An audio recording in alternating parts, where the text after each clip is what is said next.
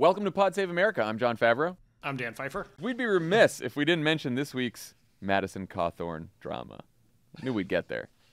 The North Carolina congressman said the following during an interview this week. Being kind of a young guy in Washington, with the average age is probably 60 or 70, and I look at all these people, a lot of them that I've looked up to through my life. I've always paid attention to politics, guys that, then all of a sudden you get invited to, like, well, hey, we're going to have kind of a sexual get-together at one of our homes. You should come. And I'm like, what did you just ask me to come to?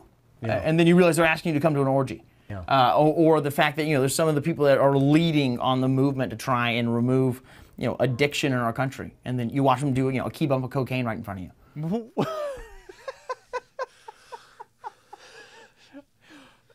This is the best story in the last several months, Dan. I cannot get enough of this story.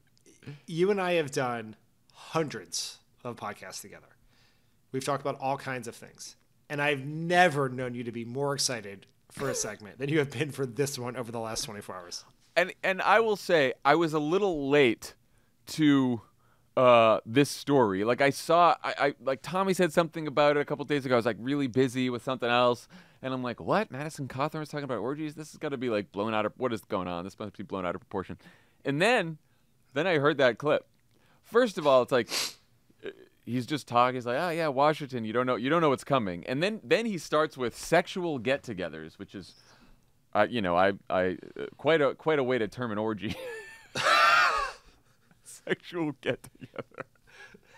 And then suddenly he's just accusing Republicans of having orgies and doing key bumps. Yeah, well, I think we honestly could talk about this for an hour, and maybe we will, but like, he talks about the orgy part of this as a real naif, like a sexual get-together. I don't know. Then he very specifically swerves into a very specific way of doing cocaine.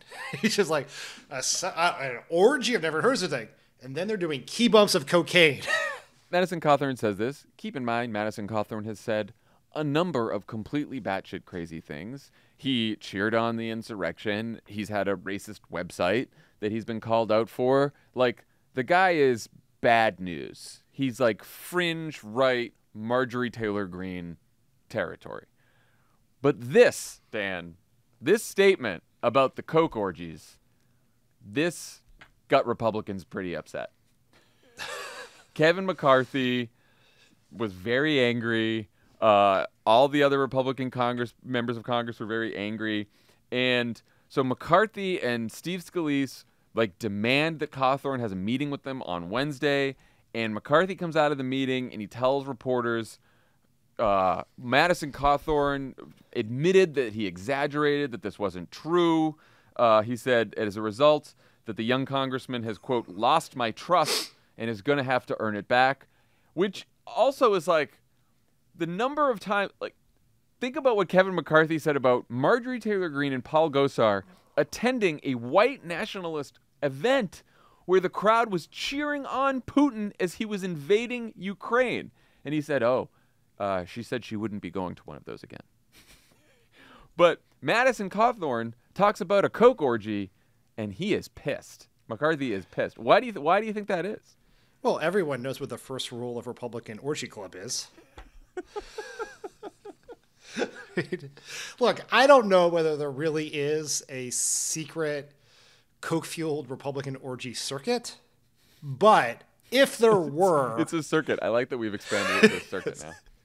But it was at your house last week. It's at my house this week. It's at, it's at Chuck Grassley's house the week after. That's a tough one.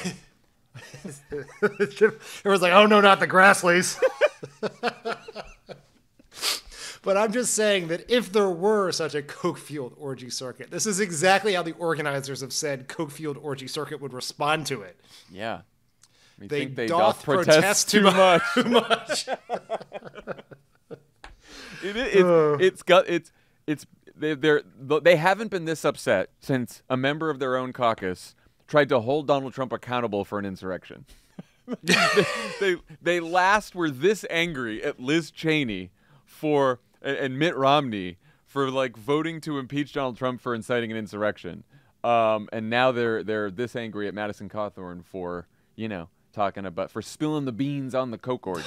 Which, by the way, also wonderful. The next day, Roger Stone, speaking of coke-fueled orgies, Roger Stone is like, I have it on good authority that Madison Cawthorn, when Kevin McCarthy said that Madison Cawthorn recanted his story about the coke-fueled orgies, he was just lying. It's true. He really believes it. So, like, Roger Stone's trying to walk it back again, which is just fantastic. I hope this story. I want to talk about this story every day from now until November.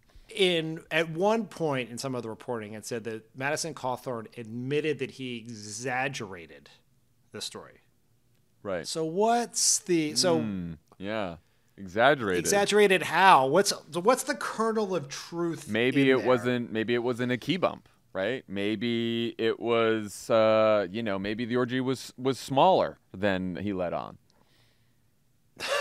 It's just the amount of jokes that I'm self-censoring. I know. Believe me, that's why I'm not.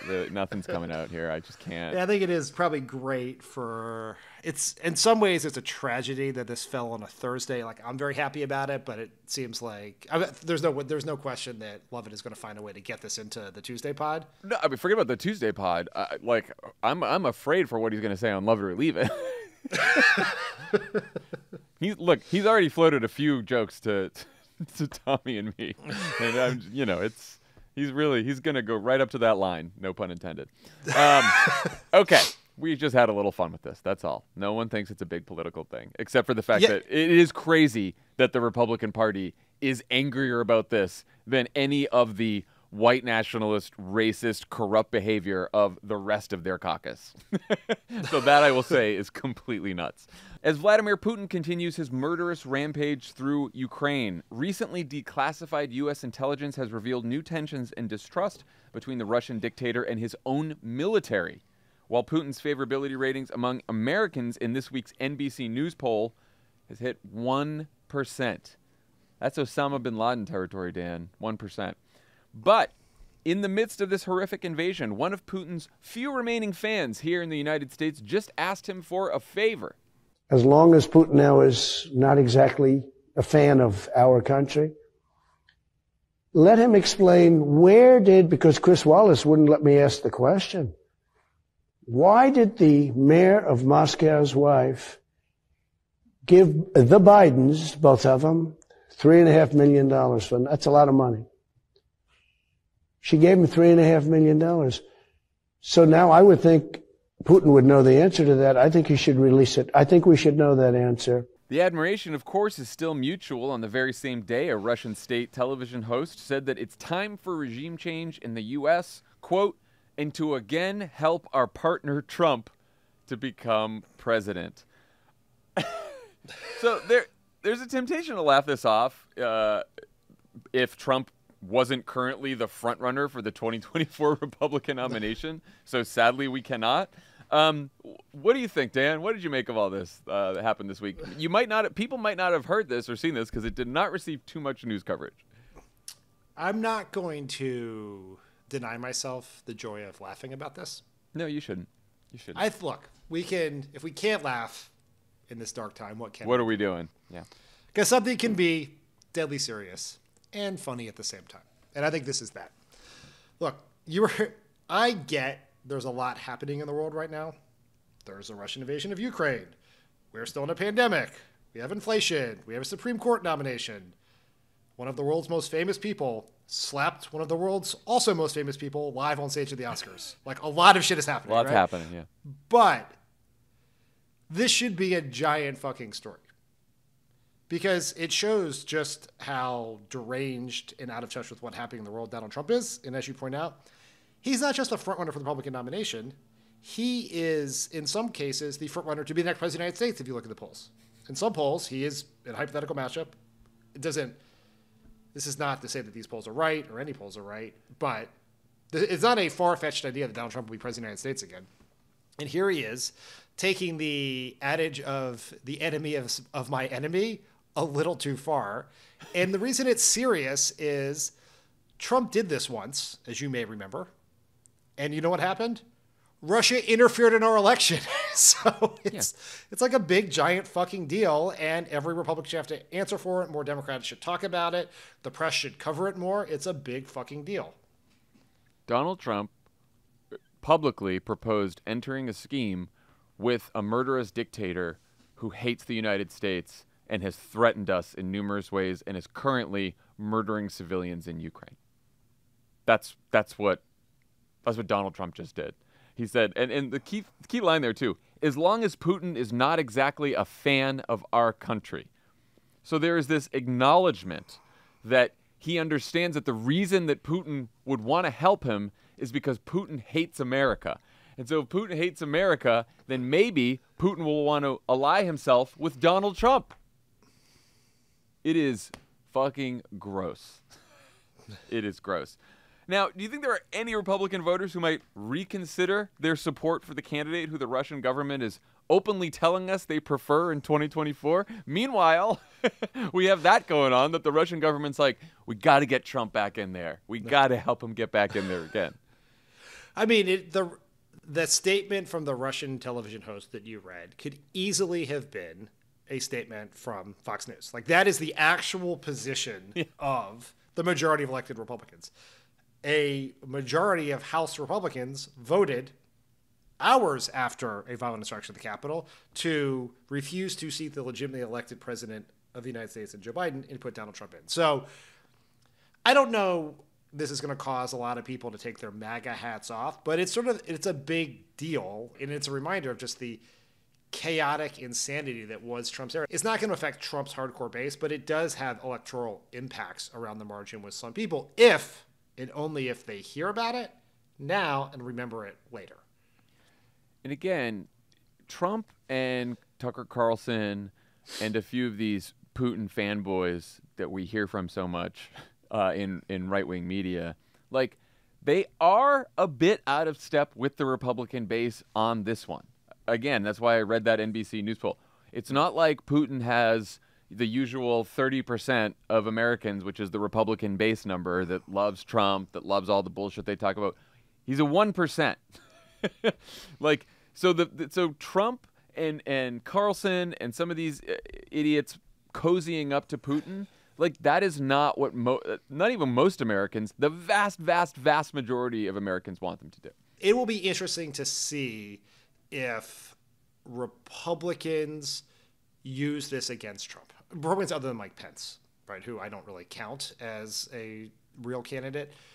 But, in North Carolina, in an episode of Political Experts React, I always forget that Elijah forced us to rename the show in order to adhere to the vagaries of the YouTube algorithm. But with our friend Jason Kander looking at political ads about Ukraine and Russia and gas prices, and in the Senate Republican primary in North Carolina, Pat McCrory, the former Republican governor, who was so right-wing, he was one of the only Republicans that lost in 2016 with Trump on the ballot, is running an ad against the Trump-endorsed candidate, using that candidate's praise of Putin against him. And so I think you could see more of this in Republican primaries going forward, and I think that could have some impact in the contours of a 2024 primary if Trump is involved and some people decide to run real campaigns against him. You could easily see a number of Republican candidates finding a lane where they, do their bullshit criticism of Joe Biden for being too, quote unquote, weak on Ukraine, but then also hit Trump, whether directly, indirectly, obliquely, whatever it may be, for cozying up to Putin. And they're going to be the hawks who are tough on Putin, but also handle the situation better than Joe Biden. So they're not going to be as friendly to Putin as Donald Trump, but they're going to somehow do better than Joe Biden. Like that, I actually think that is the politically smart position for some of these Republican candidates. Let's see if they're some of them may just be too afraid of Donald Trump to actually do it, or more likely too afraid of Tucker Carlson, or too afraid of Tucker Carlson, or also too dumb. True. We have previously expressed some doubt on the show as to whether Democrats can successfully brand Republicans as the party of Putin. Does this change that in your mind, or is this just something that might stick to only Trump or Trump-like candidates, or those kind of people? I mean, I like Sean Patrick Maloney. He was a great Pod Save America guest, I think he's actually doing a very good job in a very tough situation ahead. You will see. His quote in a Politico story a few weeks ago about how his message is that we're the party, they're the Putin Republicans and we're Zelensky Democrats. I'm still cringing from that. Like it hurts my intestines hurt from it. It's so bad. And I don't think he's really a quote machine these days. It was that he's talking about doing Molly on Morning Joe when he was in college. Well, you know what? That's a point of evidence for the next section of this podcast. So wait, everyone. We'll get to that. They're Koch Republicans. We're Molly Democrats. How did we get here? All right. Well, I think that there is value in reminding voters about the chaotic stupidity of Trump, which is embodied by courting Putin's electoral support in the middle of a war. But I think you have to be that voters are smart enough to not believe that every Republican or even most Republicans are like Trump in that way, that they agree with, even if they're silent on the matter. I don't think the voters will not naturally assume that Republicans are like Trump. That was the fact that Trump is sort of over here, separate from the vast majority of established Republicans, is his political strength. But it also helps them in the sense that it inoculates the party from some of his stupidity. Yeah, I think you can get people to believe that Trump cozies up to Putin and Trump likes Putin because he says it all the time. When you have a bunch of other Republicans who are constantly criticizing Putin or speaking out, it's hard to be like, yeah, they may be speaking out, but they support the guy, Trump, who is also cozying up to Putin. Like, it's just voters don't process information that way. It's just hard. If there were a bunch of Republicans who are like afraid to talk about Putin or condemn him or criticize him, yeah, then you have an opening. But there doesn't seem to be too many right now. This is a little confusing, I think. I don't think you can say that all Republicans are pro-Putin because Trump is pro-Putin. But the fact that Trump is pro-Putin makes pro-Trump Republicans more politically vulnerable. I think that's right. But again, the more dots you have to connect, the harder the case to make, is my point. We also got another reminder this week that Trump doesn't actually need help from foreign dictators to do crimes. He can clumsily commit them all on his own. Here's a Washington Post lead from Robert Costa and none other than Bob Woodward himself. Quote, internal White House records from the day of the attack on the U.S. Capitol that were turned over to the House Select Committee show a gap in President Donald Trump's phone logs of 7 hours and 37 minutes, including the period when the building was being violently assaulted. So, in response, the committee is investigating whether Trump used a burner phone during that time, a term that Trump said he's never heard of, even though former National Security Advisor John Bolton told CBS the other day that he's heard the former president use the term several times, because of course he has. Before we get into the politics of this, how excited was Bob Woodward that he broke this story 50 years after he took down a president who used a gap in his phone logs to help cover up his crimes? What? Do you think Bob Woodward is still capable of excitement? I don't know. I don't know. He's just serving Ben Rhodes soup and getting all the good gossip.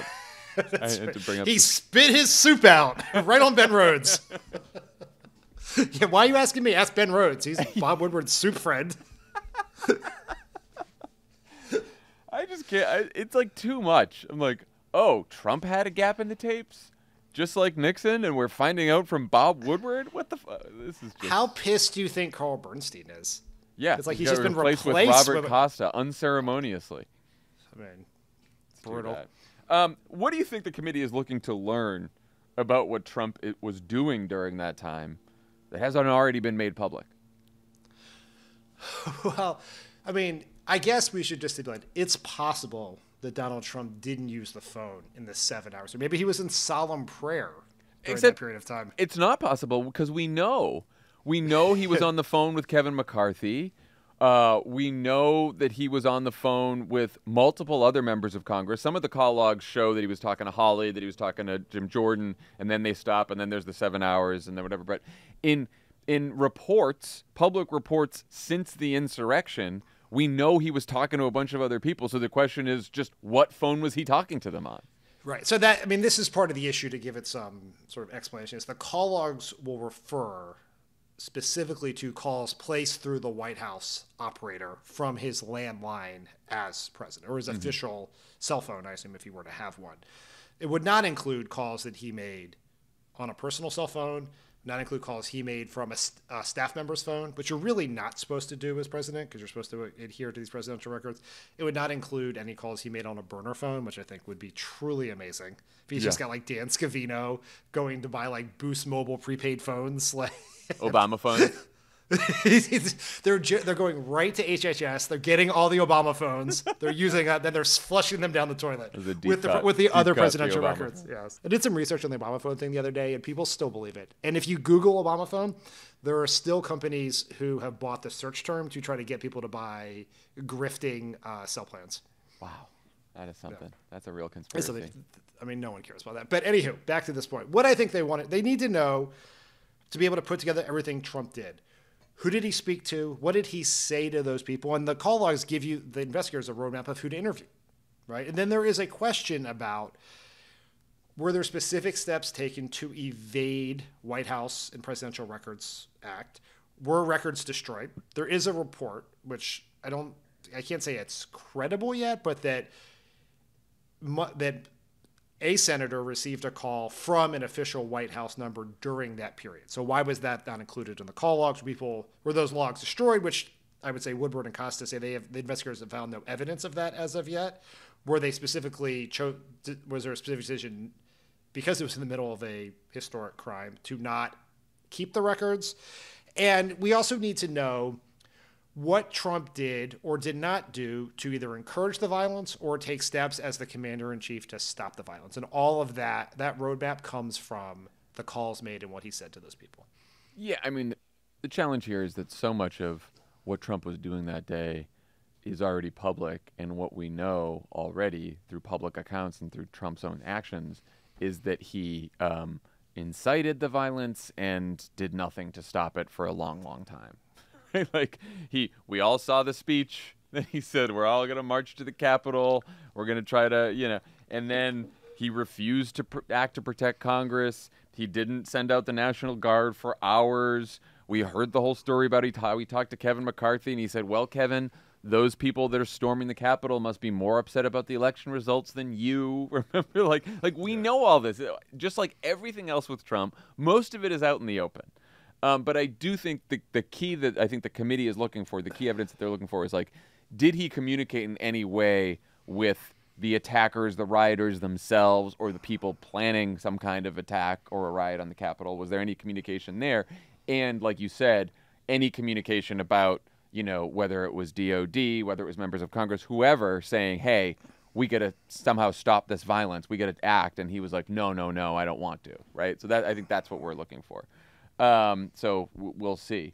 We also found out last night, I think the Washington Post broke this, that the criminal investigation into the January 6th attack on the Capitol has expanded to examine the preparations for the rally that preceded the riot, as the Justice Department aims to determine the full extent of any conspiracy to stop Congress from certifying Joe Biden's election victory, according to people familiar with the matter. There's a federal grand jury in Washington that has issued subpoenas to some officials in former President Trump's orbit who assisted in planning, funding, and executing the January 6th rally. So it seems to be that for all the shit Merrick Garland's been getting about moving too slow or not, widening the probe to include, not just the rioters themselves, but the people who planned and helped them, it does look like the Justice Department is investigating a wider group of people here. Yeah, I mean, it seems very clear there's investigation happening. It seems very clear that everyone involved, including the president, is in some measure of serious legal danger. The question will be, can they make the case? Is there evidence to back up the specific criminality and this is always the problem with Trump, is is Trump guilty of inciting a violent insurrection against the United States? Yes, 100%. That is obvious. That is true. He does all of his crimes that you said out in the open. Is there evidence to get him on a specific violation of a specific statute? That is a different question. And that is why this is probably taking longer than everyone wishes it would. So we just talked about the Russian government basically pleading to get Trump back into office. We have Donald Trump trying to enter into yet another scheme with Vladimir Putin to destabilize the United States government. We got more evidence that Donald Trump was inciting and more evidence that Donald Trump was potentially covering up his incitement of an insurrection to try to overthrow the last election. That's in the headlines again. So this will all just happen in a week.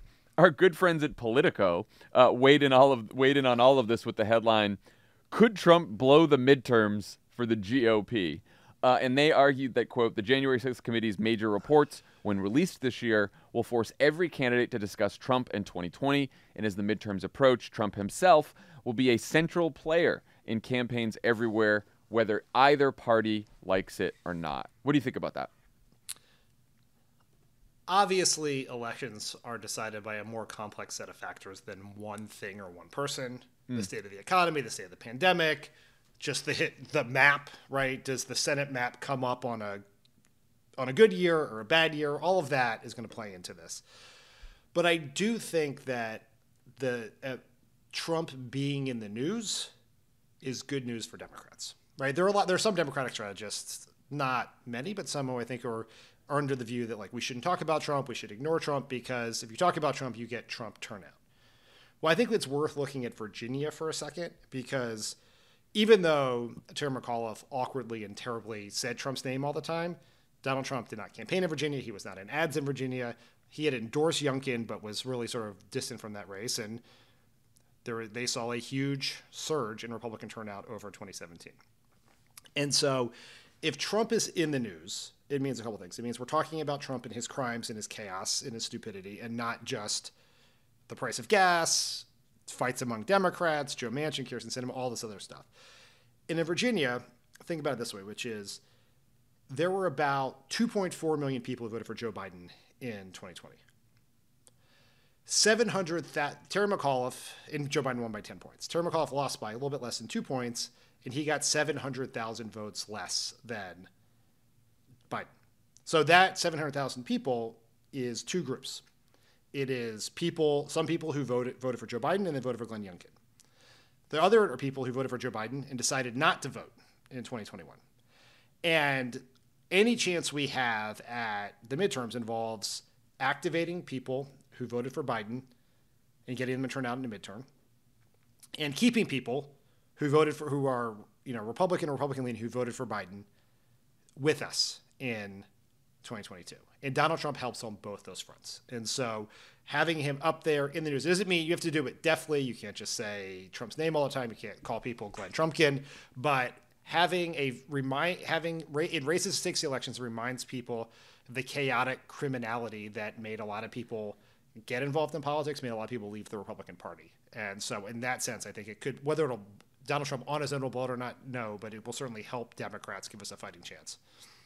I firmly believe if you polled Republican strategists, they would all tell you they want Trump turnout, but they don't want Trump in the news or necessarily campaigning around their state, especially if they're in competitive districts. Just look at it from their perspective. They know that Trump in the news all the time is not great for them. Again, this is a very complicated, nuanced thing, because just saying Trump's name, calling someone Glenn Trumpkin, calling your opponent Trump whatever, that's not going to do it. It can't be clumsy like that. But Trump in the news is not something Republicans in purple, in competitive districts, in competitive states really want that much. They do want the turnout. They want the Trump level turnout. But they don't want those swing voters who voted for Joe Biden, who might have been independent or Republican, to be thinking about Donald Trump. So, yeah, could he blow it? We don't know. When we come back, I will talk to Congresswoman Katie Porter about Biden's budget proposal and billionaire tax. The presenting sponsor of this episode of Pod Save America is Simply Safe Home Security. talking about how getting to a consensus on anything in this country is, let's say, a bit challenging. Wonderful fucking sentence. So when people all agree on something, it must be pretty good. And Simply Safe has done it. Like when there's a consensus to invade Iraq. That sentence makes me so angry. Everyone agrees that they're the best home security on the market. Popular Science and PC Magazine both ranked Simply Safe the best home security of 2021, and U.S. News & World Report named it the best home security of 2021, and now 22. It's a lot of bests. Love it. I set up Simply Safe with these two hands, these two soft hands. Do you think a Simply Safe could have repelled Norman Schwarzkopf? What did we nickname him? Didn't he have a nickname? Like Storm and Norman? Storm and Norman. Storm and Norman would be no match for Simply Safe. All right. No, I set up a Simply Safe myself. It was really easy. I really recommend it. It's peace of mind. It works through your phone. I set up in a matter of minutes. Never had a problem. Everything you need to keep your home safe. Entry and motion sensors, indoor and outdoor cameras, monitored 24/7 by professionals ready to dispatch police, firefighters, or EMTs to your home. It's less than $1 a day. You can set it up in around 30 minutes. No long-term contracts or commitments. You can customize the perfect system for your home in just a few minutes at simplysafe.com/crooked. Go today and claim a free indoor security camera plus 20% off with interactive monitoring. Go to simplysafe.com/crooked. Pod Save America is brought to you by the ACLU. Imagine being a middle school history teacher and being afraid to discuss systemic racism while teaching about slavery. That's what state lawmakers across the country are trying to make happen right now. The ACLU needs your help to fight against these classroom censorship bills and statewide campaigns to remove books from schools and public libraries, predominantly by and about communities of color, LGBTQ people, and other marginalized groups. Visit aclu.org/podsave to donate today, and it will be matched by a generous donor, doubling your impact and fueling the ACLU's crucial work for civil liberties. So far, in 2022 alone, state legislatures have introduced 71 new bills across 22 states that restrict discussions about race and gender in schools, many of which explicitly target K through 12. Help make sure the ACLU teams have the resources they need to launch a tireless and relentless defense of freedom in the weeks and months ahead. Donate before March 31st to help the ACLU gear up for this critical election year. Visit aclu.org/podsave to donate today. So, we were supposed to read you another ad, but the script we were provided from Masterworks is a bit strange. Okay. We were supposed to dress up like Vincent van Gogh and Pablo Picasso. I cut my ear off. But I couldn't find a red beard, and Lovett can't pull off a beret. No one can. So we're Eat shit, Masterworks. I can pull off a beret. So we're going to go off script here and not do that. Nice try, Masterworks. Instead, we're just going to tell you all about our friends at Masterworks and how we think what they're doing is pretty great. For those of you who don't know Masterworks, it's the fintech company that's democratizing the world of art investing. Using technology to bring investing in art into the 21st century, here's how it works. Masterworks securitizes individual works of art, and then investors can purchase shares instead of going out and spending millions on an entire painting. Works by famous icons like Banksy, Picasso, Monet. So you don't have to break, sorry about this. You don't have to break the bank. Don't do it. To invest in a Banksy. Don't. See what we did there? No. Oh my God. And then they have the line to, yeah, everyone knows what we did. Speaking of Banksy, the last time Masterworks listed a Banksy offering, it sold out in under 3 hours. I'm not interested in Monet's. It's so blurry. I want a sharp in focus painting. So demand is What are we doing high. here? Even our sales manager, G, decided to invest with Masterworks. My Look at impression that. is I didn't this know G did sucks. that. Nice. Impressionism. And we love G. He's brilliant. So if G's investing in art with Masterworks, you should definitely check them out. I'm not a fan of Manet impressionists. Oh my God. Not only that, according to Citi, contemporary art prices have a low correlation to the stock market and could potentially hedge against inflation. Joe Biden should be talking about Masterworks then. Which doesn't sound too shabby considering inflation is the highest it's been in over 40 years. But that's just the media telling you that inflation's high. It's just a media creation. I don't listen to cable news. I only listen to cassette tapes. Another impressionist. I knew you were thinking of something else and you weren't listening to anything I said. Nope. You can join G and over 350,000 active Masterworks members at masterworks.io/PSA. That's masterworks.io/PSA. You'll go to Gaga over it. See important disclosures at masterworks.io/CD. And you don't have to be a billionaire to invest in blue chip art. Pod Save America is brought to you by Magic Spoon. Growing up cereal is one of the best parts of being a kid. But then, you give it up because you realize it's full of sugar and junk that you shouldn't really eat. That's where Magic Spoon comes in. That's where Magic Spoon comes in. It's 0 grams of sugar, No sugar. 13 to 14 grams of protein. Basically a chicken cutlet. It's a chicken cutlet. 140 calories and only 4 net grams of carbs per serving. It's keto-friendly, gluten-free, grain-free, soy-free, low-carb. You can build your own box. Available flavors to build your own very custom bundle are cocoa, fruity, frosted, peanut butter, blueberry, cinnamon, cookies and cream, and maple waffle. All are good. All are great. Magic, But I love the peanut butter. Magic Spoon is so excited to announce the launch of their limited edition cereal bars. I'm Woo! a peanut butter boy. Their delicious, healthy cereal has turned into a crunchy on-the-go snack. I just had one last night. How'd it go? Delicious. Great. It was delicious. It was a great, like, right before bed kind of thing. I was hungry. I was looking around the cabinets for something because I was really hungry. What's your whole life story? Just you like the bar? Delicious cereal bar. Keep it moving. And then I opened the cabinet, and then I opened them. Similar nutritional value to a protein bar, just 100 times more fun and enjoyable. Cereal bars come in cookies and cream and cocoa and peanut butter flavors. Both are great. Try both. Every bar has 10 grams of protein, 1 gram of sugar, and only 4 net grams of carbs. Already said that. Magic Spoon cereal bars are available starting February 24th until supplies last. Go to magicspoon.com/crooked and use the code crooked to get $5 off your order. In addition to your cereal boxes, grab those bars. Grab those bars while supplies last. There's a 100% happiness guarantee that comes with this. So if you don't like it, they will refund your money, no questions asked. That's magicspoon.com/crooked to get $5 off a custom bundle of cereal or to try out their delicious new cereal bars while supplies last. Also, for my Canadian and British fans, Magic Spoon is now shipping to Canada and the UK. Thank you, Magic Spoon, for sponsoring this episode. On Monday, President Biden released his $5.8 trillion budget proposal for 2023, a plan that would increase spending on economic and national security priorities, cut the deficit by $1 trillion, and pay for it all with $2.5 trillion in higher taxes on corporations and the rich, including a new minimum tax on billionaires. Here to break it all down for us is California's own Katie Porter, Congresswoman from the 45th District. Good to see you. Good to see you. Thank you for having me. It's great to have you here. You're in Congress right now. Where are you coming from? Well, it's interesting. It turns out that in the U.S. Capitol, there actually are no workspaces for Congress people to do their work.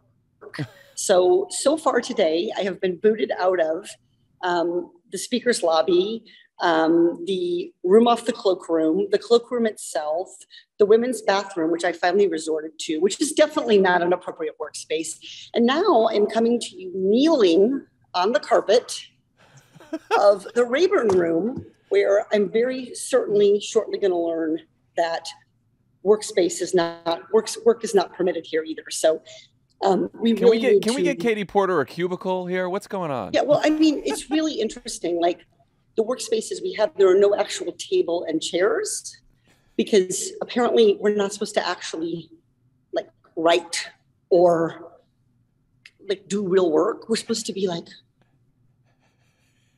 Right. And I'm like, that was a big hero shot for those of you who are listening. But like, we really need to create spaces where we can take meetings with constituents who come to the Capitol, where we can get on remote hearings, where we can do things. And this is part of modernizing Congress that we just don't seem to be moving toward.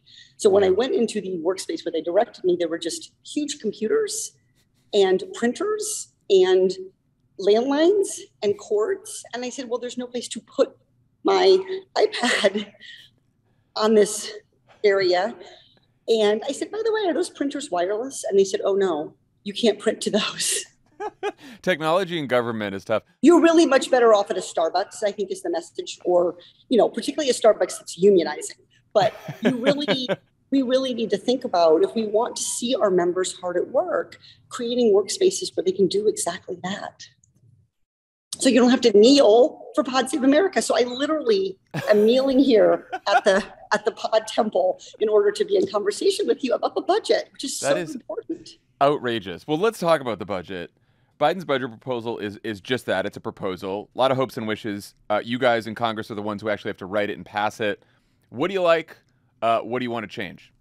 Yep. So let's start with what I like that we're seeing deficit reduction. I like that this is a president who is directly responding to concerns about how the pandemic reshaped our spending.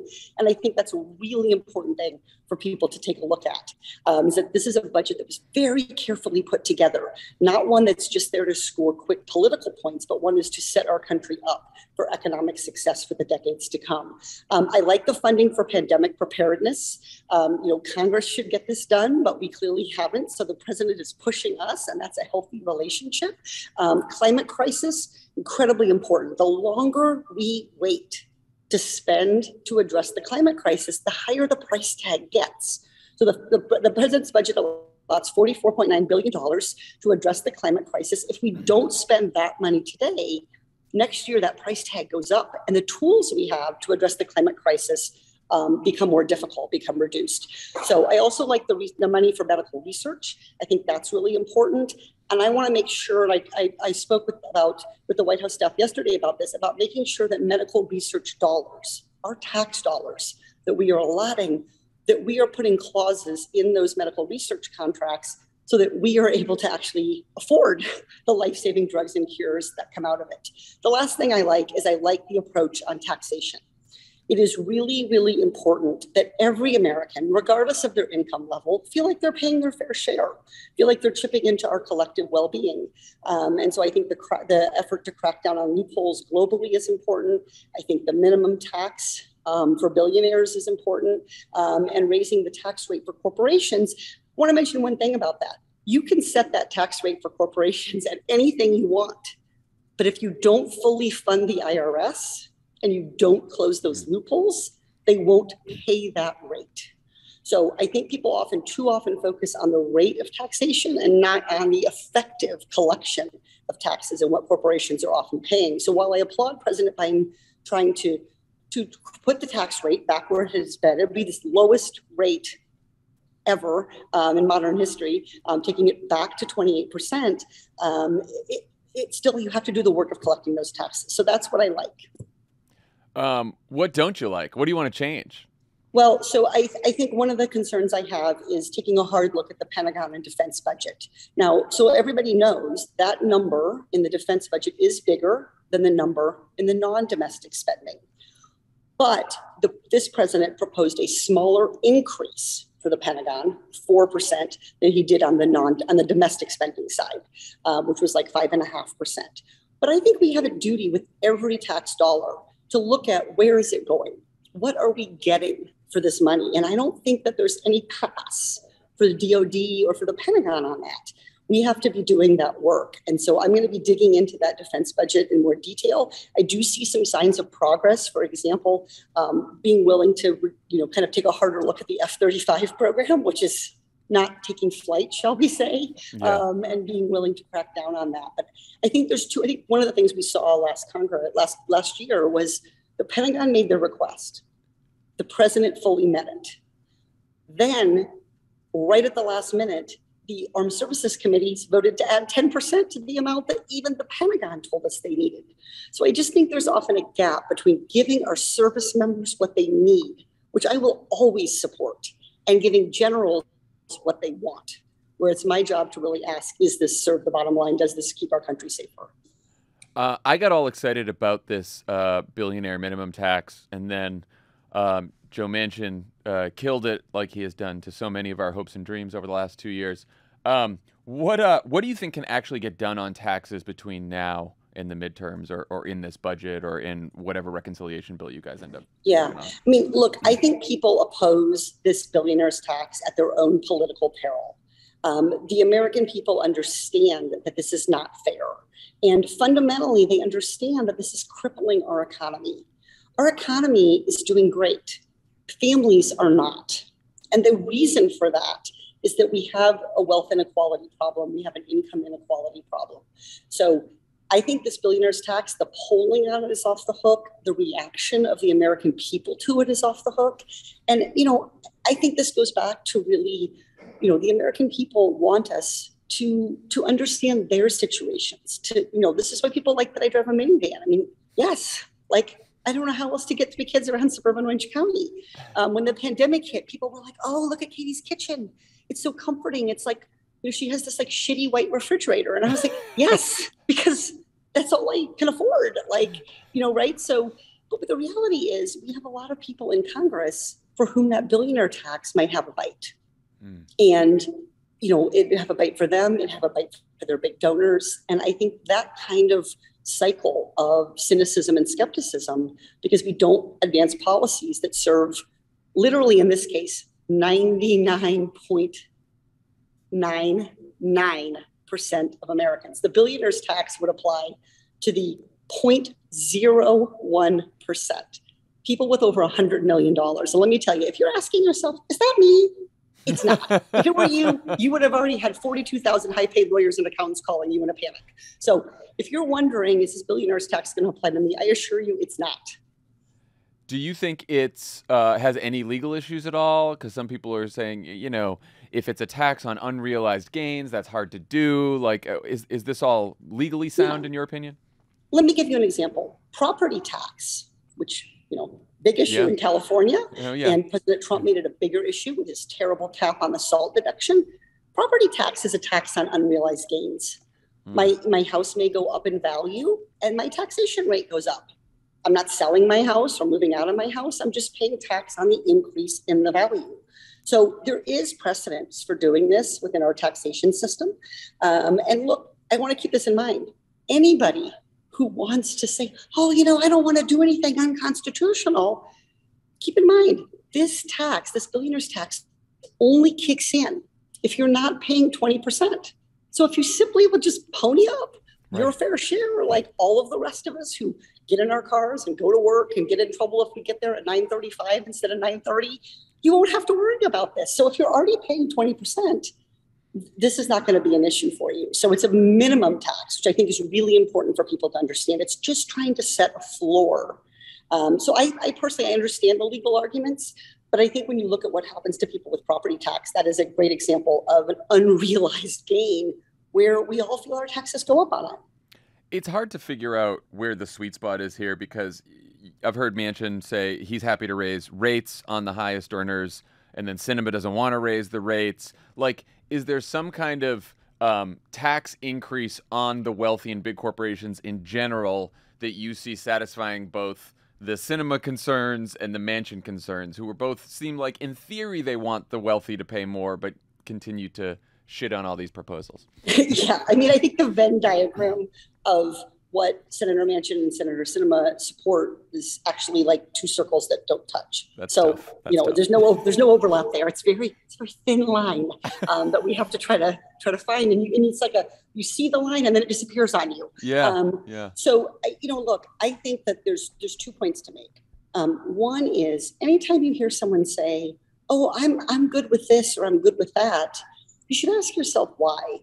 And one of the reasons that we often hear people who are not really supportive of a fair taxation system offer to raise the rates is that they know nobody actually pays that rate at the top.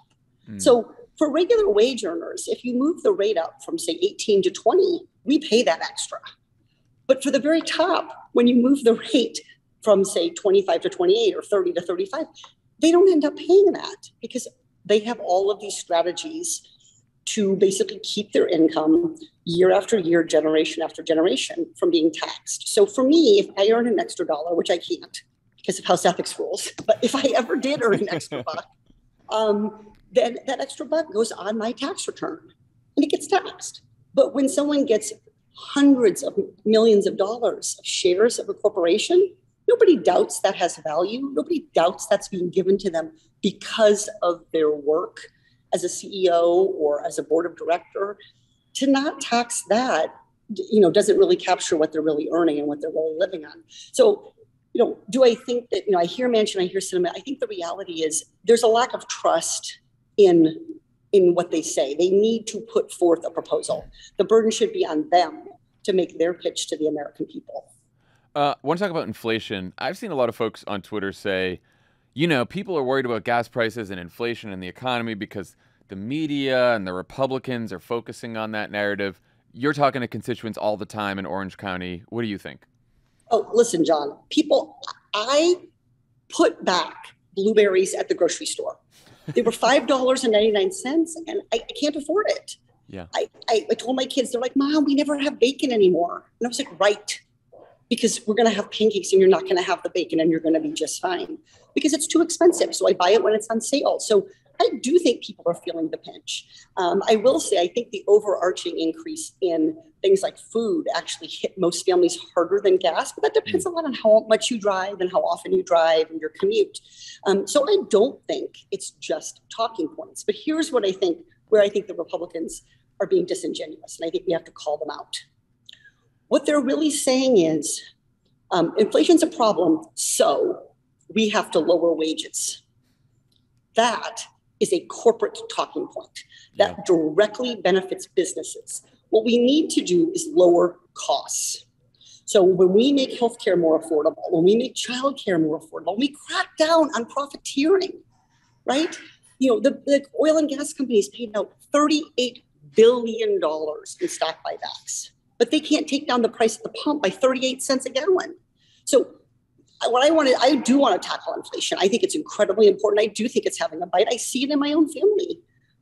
But the way to tackle it is to bring down costs, not to bring down wages. And I think behind a lot of the Republican hype on inflation, when you ask them, well, what are you going to do about it? The answer is people shouldn't have so much money in their pockets. And that is the wrong answer.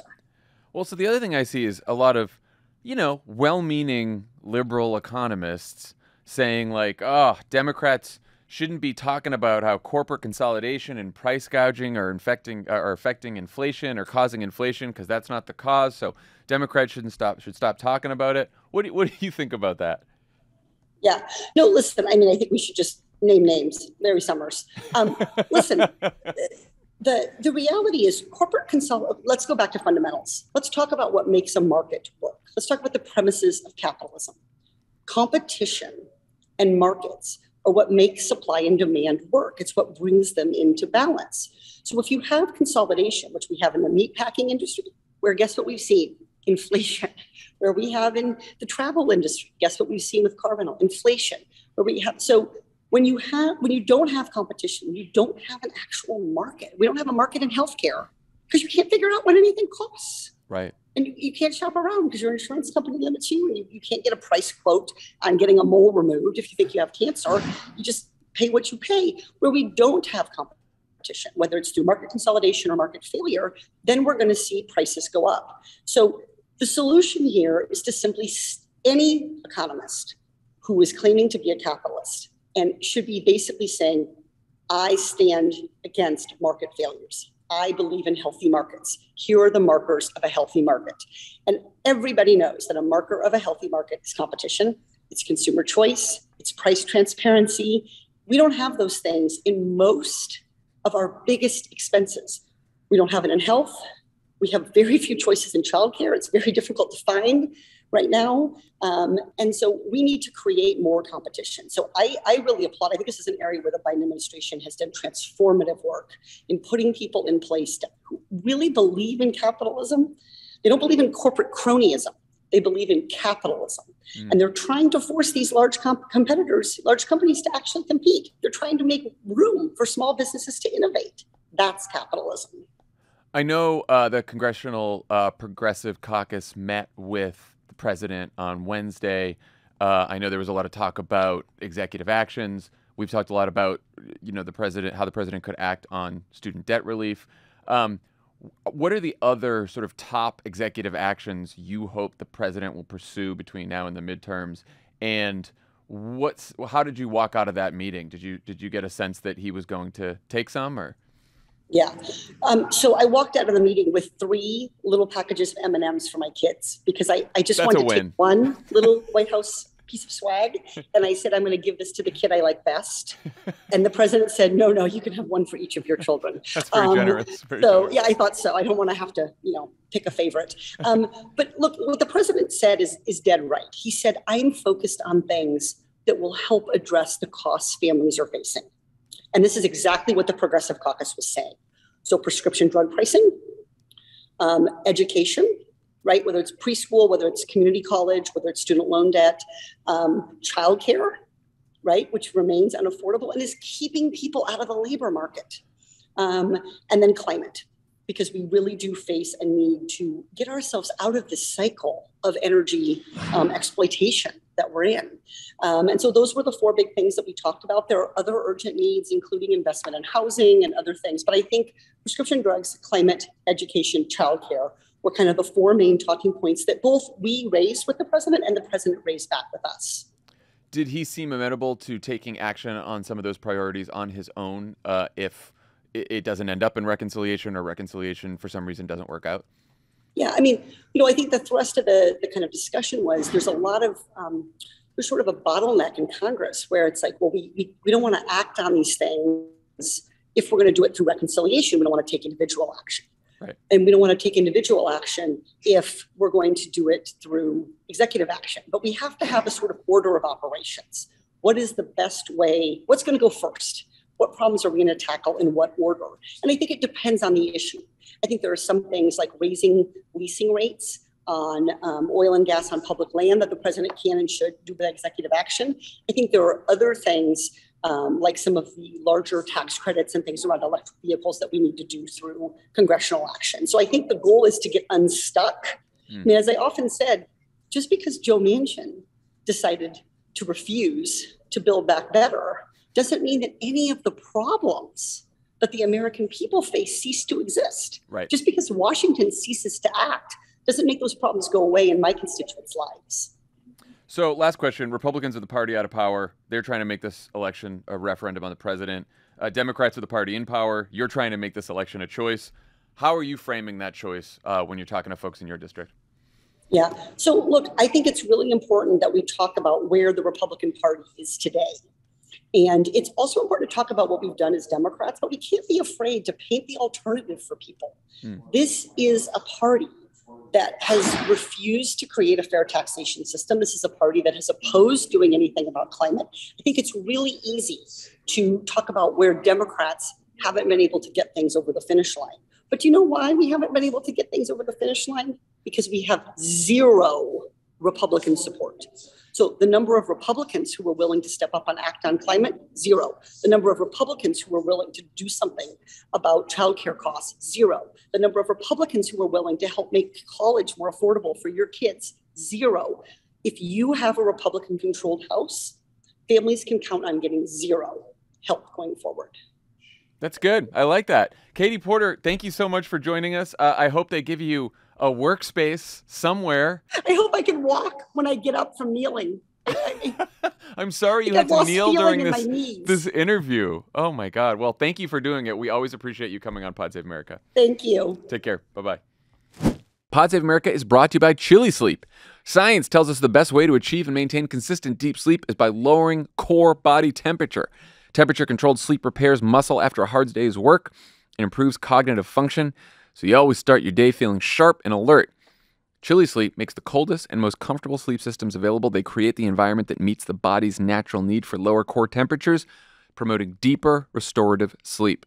Chili Sleep makes the Uller Cube and Dock Pro sleep systems, water-based temperature-controlled mattress toppers that fit over your existing mattress to provide your ideal sleep temperature. These mattress pads keep your bed at the perfect temperature for deep, cold sleep. These sleep systems are designed to help you fall asleep, stay asleep, and give you the confidence and energy to power through your day. They also just launched the new Dock Pro sleep system. It's got 2 times more cold power than the other models. It's whisper quiet, has a tubeless mattress pad design that allows for 5 times more cooling contact. Finally, tubeless. Pair it with the new Sleep.me app for enhanced device control and sleep scheduling. Here's the deal. I know that was a lot of words. The Uller is great. I have one. We've had it for a while in our house. It cools you down when you sleep, which is a wonderful thing. So you don't have to worry about, like, does everyone having the same air conditioning? Is it all right? What if you have a window? No. Your mattress keeps you cool. You turn it on every night. It's wonderful. It can even warm you up in the morning if you want to wake up. It's a fantastic product. Head over to chilisleep.com/crooked to learn more and save 30% off the purchase of any new Cube or Uller sleep system, plus save 10% off the purchase of a Dock Pro. This offer is available exclusively for Pod Save America listeners and only for a limited time. That's Chili, CHILI, sleep.com/crooked to take advantage of our exclusive discounts and wake up refreshed every day. Pod Save America is brought to you by Babbel. For most of us, Learning a second language in high school or college wasn't exactly a high point in our academic careers. That is true. Took 5 years of Spanish, took AP Spanish. None of it really stuck. You and I have a similar lack of aptitude for languages. Just none of it stuck. Because I never went to a Spanish-speaking country and like immersed myself in the country. That's how you really get to learn it. Mm-hmm. You know? Yeah. Anyway, now thanks to Babbel, the language learning app that sold more than 10 million subscriptions, there's an addictively fun and easy way to learn a new language, whether you'll be traveling abroad, connecting in a deeper way with family, or you just have some free time. Babbel teaches bite-sized language lessons that you'll actually use in the real world. John wants to get baptized in Spanish with Babbel. I want to get baptized. Fully in immersed. So that's why, because I wanted to pick it up because I didn't really capture it when I was in college.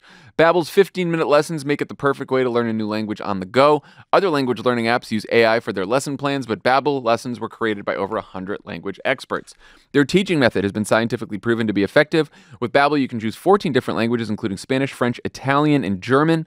Plus, Babbel's speech recognition technology helps you to improve your pronunciation and accent. The Germans are militarizing again, so it's never too early to kind of brush up, you know? Okay. There are so many ways to learn with Babbel. In addition to lessons, you can access podcasts, games, videos, you're not wrong. stories, and even live classes. Plus, it comes with a 20-day money-back guarantee. Start your new language learning journey today with Babbel. Right now, save up to 60% off your subscription when you go to babbel.com/crooked. That's babbel.com/crooked, BABBEL.com/crooked for up to 60% off your subscription. Babbel, language for life. Pod Save America is brought to you by Noom. Noom Weight gives you the support and knowledge you need to make positive choices, even when it's difficult. By learning the psychology behind your habits and better understanding your relationships with your food, you'll gain the wisdom you need to continue making long-term positive choices. Noom understands that everyone's weight loss journey is unique, and what works for someone else doesn't necessarily mean it'll work for you. That's why Noom Weight uses a psychology-based approach that adapts to your lifestyle. Its flexible approach focuses on progress, not perfection, and allows you to work toward your goals at a pace that's comfortable for you. Lovett, would you like to talk about your experience with Noom? Here's the thing, all right? I make lots of mistakes because I think the rules don't apply to me, you know? Mm-hmm. And I think that I can just sort of pretend I'm doing the right thing, and then things will happen the way I want them to happen. But that's how it works, you know? Yeah, you've changed. So you got to make better Noom habits. has changed you. And you gotta use Noom to figure out, how to make good choices, and when you make a mistake, kind of get back on track, all right? And Noom can really help you do that. Noom Weight makes it easy to start your own weight loss journey and stay on track. Noom's personalized lessons help you gain confidence with practical knowledge you can employ right away. An off day's okay, and it won't impede your progress. Noom will help you get back on track. Remember, progress, not perfection. Start building better habits for healthier long-term results. Sign up for your trial at Noom.com/crooked. That's Noom.com/crooked. Sign up for your trial at Noom.com/crooked. Noom.com/crooked. And we're back, and we have with us Tommy Vietor to take us through the March Badness Final Four. The moment is here. Hello, John. Hello, Dan. It's great to see you. It's great to Dan, see you. I've never needed you more in my life than I did on Monday's show. Lovett stepped on or did not understand all of my basketball jokes. It was devastating. I have to say that his failure to laugh at and also interrupt you during your Donald Trump Coach K joke is a crime against humanity. How do you the Coach K reference? How do you drop that? I don't know. You don't have to be a basketball fan. You just have to be sort of alive. You know? It's just, anyway, all credit to Elijah for that joke, by the way. Okay, welcome back to our second annual March Badness tournament. If you did not listen to the Monday pod and you're wondering why is that guy Tommy here, it's because March Badness is happening. It's when we rank the 8 worst Republicans in the country and then we make them compete. On Monday, Lovett and Favreau voted to advance 4 of the awful 8 to the Fascist Four. Today, Dan and John will choose the winner of our Fascist Four games and the final contest to determine who is our national champion shit.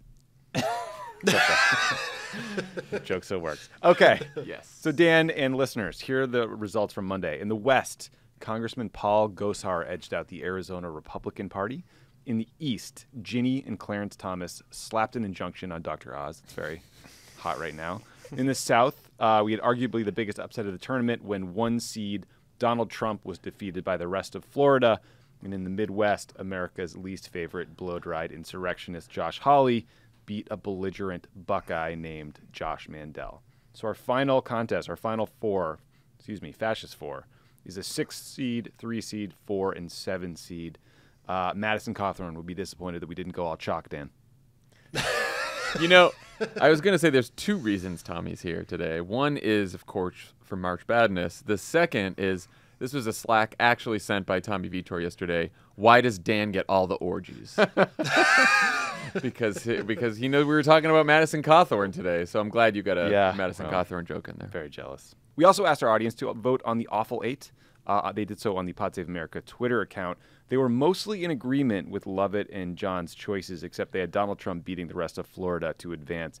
Dan, any thoughts on the results from Monday or the audience input? Yeah, I think it's hard to fault the audience for choosing Donald Trump. They don't like Donald Trump. That's probably what brought us here. It's what brought them here. True. But I think the status of Florida as a Cinderella is a little bit overstated. Sometimes you have teams that are they're very talented, but they're underseeded, right? So I think that Florida is actually Butler 2010. Ooh, okay. So everyone thought they were a great Cinderella story. There's no way they could possibly beat Duke, which has a lot of Trump-like qualities, as we said. But when you look back on it, they were a very talented team. They had Gordon Hayward, NBA player, Shelvin Mack, NBA player. And the only problem with the Florida Butler analogy, maybe it's not a problem for me, but is it makes Brad Stevens Ron DeSantis. Oh. And I just wanted to say that we wanted to move on from Donald Trump, and America disagreed, which is unfortunately tells you something. Yeah, that's a good point. Yes. Oh, but we wanted to move on to Ron DeSantis. So there you go. No. Okay. Well, that brings us to our Fascist Four. I believe we have an all-insurrectionist tournament, although, admittedly, I'm assuming that the rest of Florida all was pro-insurrection. It seems like a safe bet. It's hard to avoid an all-insurrectionist final, you know? Yeah, that's probably right. Okay, our first matchup, our first game is Congressman Paul Gosar versus Justice Clarence Thomas and his wife, Ginny. Guys, I was doing some research. Gosar once compared himself and his crew of MAGA dead-enders to a Japanese soldier who hid on an island for 3 decades and refused to recognize the end of World War II. I don't have a joke here. It's just like, yeah, man. Exactly.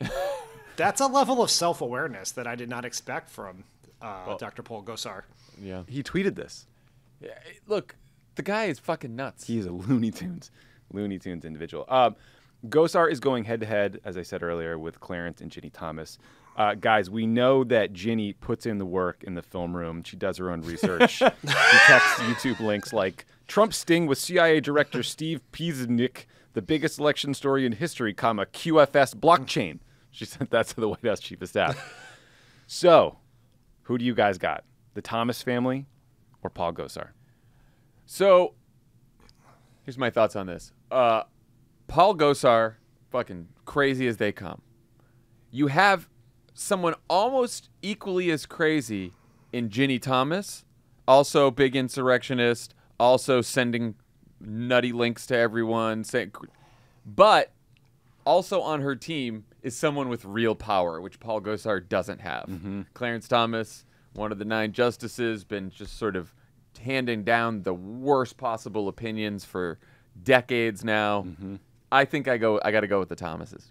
Yeah, I think this is very clear the Thomases. They are incredibly dangerous, incredibly crazy, incredibly fascist, so it fits in here. And additionally, Arizona always loses in the tournament. So Gosar, the only reason Gosar's even here is he was playing someone from Arizona. That's true. And so there you go. There you go. Mike Baby would like a word, Dan. Yes. Also, Justice Thomas is also routinely spotted in Washington with 8 other sexy seniors, and Madison Cawthorn keeps telling us about the value of teamwork among, elite Republicans. So Sexy seniors? the second game, no one's ever referred to the Supreme Court that way. One guy That's next month's C Block is ranking the 8 sexy seniors. I don't know, Dan. We got some big download targets for to a hit. sexual get-together. Sexual get-together. Like everybody talks. When someone's pitching an orgy, Would you say really that's the highest court in the land? Yes. Wow, nice. Okay. Second game in our Fascist Four, we have Senator Josh Hawley versus the rest of Florida. Josh Hawley was recently described as partially melted Ken doll Ted Cruz, which I thought was harsh. But he's a decent shot blocker, guys, because he gets his fist up. So that's Josh. That's our guy, Josh. Thank you, Dan. What can I say about the rest of Florida here? I think Lovett once described them as America's cocaine straw. I think that was at a show in Florida. Do you guys remember this? Yeah, no, I actually have no memory of that. Maybe it was during a text with Madison Cawthorn. But Florida got a big endorsement recently, Dan, when Alex Jones said Ron DeSantis is better than Trump. But there are also lingering questions about whether authorities will let Matt Gaetz cross state lines for away games. So there's a question about whether they can fully travel. So who do you guys think it'll be? Sound fundamentalist Josh Hawley going to the championship, or are these Florida Republicans just too good at getting to the line? If you know what I'm saying, Madison Cawthorn. Dan, you go first on this one. So, in this basketball-related analogy, Matt Gaetz cannot travel to attend the national championship match. Is that correct? Potentially, yes. Much like Kyrie Irving cannot travel to Canada, were they to play the Toronto Raptors in the NBA playoffs. That's right. That's right. Excellent. Okay, just wanted to get that out there. I think it has to be Florida. Look, I think Josh Hawley has done a lot with what little he has. And it's very But little. in the end, he does not have he's a one-man team, right? He does not have the talent to take on the all-stars, the fascist five, I think maybe we would call Florida, Nice. given all their opportunities there. That's good. There are few states in our union that have a collection of Republican goobers as fucking awful as the state of Florida. And we always feel bad picking on Florida, right? There's a lot of great Democrats in Florida. I feel for all them. A lot of just wonderful people in the state in general. But I guess. But I get, I'm just kidding. trying to, Just kidding. Honestly, I'm just trying to say it. But look, my parents used to live there. I get it. I spent a lot of time there. But the collection of assholes in that state, from Ron DeSantis to the legislature to Matt Gaetz to the other the members of Congress there, Marco Rubio. We haven't even talked about they are Rick Scott. Oh my God. Yeah, it's a collection of asshole talent unmatched by any team in modern fake basketball history. It is awful. In fact, I think I'm going to go with Florida. I also think they're heavy favorites in the national championship. But Oh, wow. Okay. So don't want to give anything away. Rick Scott, good for a double-double with his 10-point plan. So your national championship, guys, is it Ginny and Clarence Thomas? Or will there be an orgy at the Villages when Florida takes it? What have you got here? What would this segment have been without Madison Cawthorn? Nothing. I don't know. Zero jokes. I mean, that's all we talked about today is Madison Cawthorn. So wait, are we picking now or do we wait till I want Monday? you guys to pick now. Oh, you didn't want to wait for Lovett to weigh in on Monday. We can't extend this bit all the way to Monday? We can try. I mean, we'll get Lovett's input on Monday anyway. Or Tuesday, whenever we do that other pod. I sort of gave it away. I have to go with Florida. I just think from the threat of DeSantis to become president to their two fucking goofball senators to their terrible delegation to their legislature and all the horrible laws that they've passed recently, Florida sucks. There you go. See, I think this could be an upset. I think that we are staring down the barrel of another insurrection. Ron DeSantis, Matt Gaetz, they're one of many Republicans who participate at equal levels in that insurrection. Maybe they'll storm the Capitol. Maybe they'll send some fake electors. But Clarence Thomas, along with his partner Ginny, are one of 9 votes to potentially overturn an election. Something I will note, Clarence Thomas has done once before. Wow. So we got a hanging Chad election in the championship game. Yeah, so That's right. All right, so Lovett will pick the winner on Monday. Lovett will pick the winner. That's the kind of power he wants. Okay, so that was dumb and fun. The serious ask here, John, look at this turn I'm making. My Very voice good. is signaling seriousness. You get involved with Crooked Media's Midterm Madness campaign because we can't vote out Clarence Thomas, but you can work to defeat goobers like Adam Laxalt, who led the effort to overturn the 2020 election results in Nevada. Josh Hawley is not on the Missouri ballot this year, but an unbelievably disgusting human being named Eric Greitens could be, right? So that's why you got to go to votesaveamerica.com/midterm-madness to pick a region, get involved in the 2020 midterms with us. We will make it fun. We will do stupid crap like this all the time, probably. Yeah, and it's fun. You pick your region, you get a little competitive about it. Right now, we're doing it for March Madness, but there's plenty of ways for regions to feel competitive from now until November. Dan, have you noodled on your region? I don't know when I get to pick, right? Do I have the first pick, the second pick? Oh, we're gonna do a draft.